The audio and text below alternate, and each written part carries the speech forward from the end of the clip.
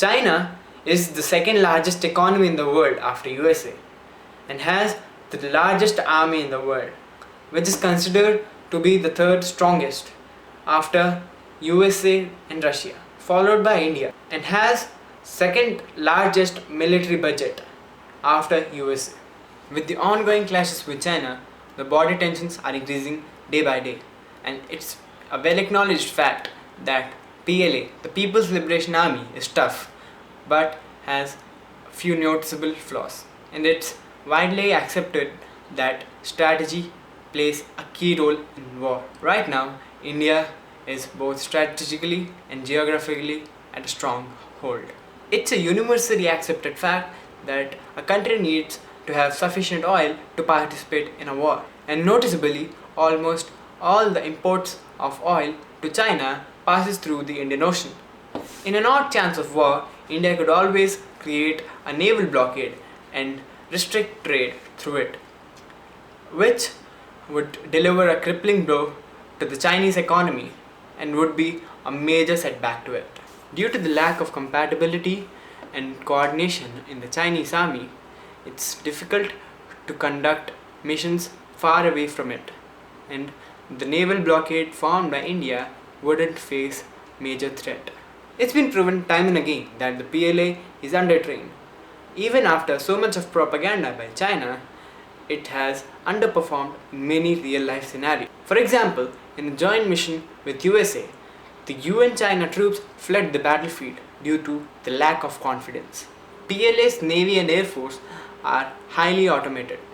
What that means is cyber attacks pose a major threat to them.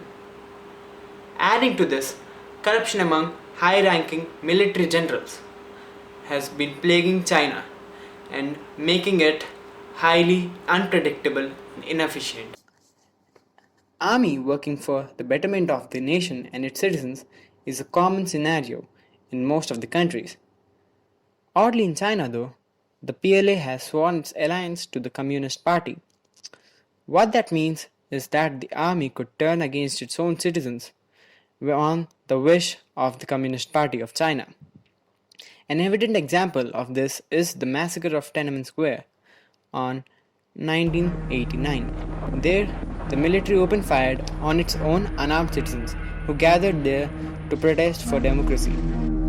Allegedly, 10,000 innocent people were killed, though the death toll hasn't been confirmed yet.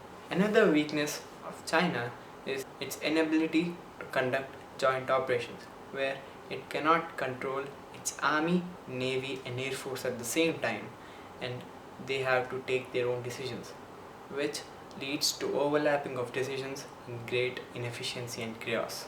As per reports, more than 60% of the applicants failed to join the army. That's why China had to lower its standards to recruit more personnel in the army.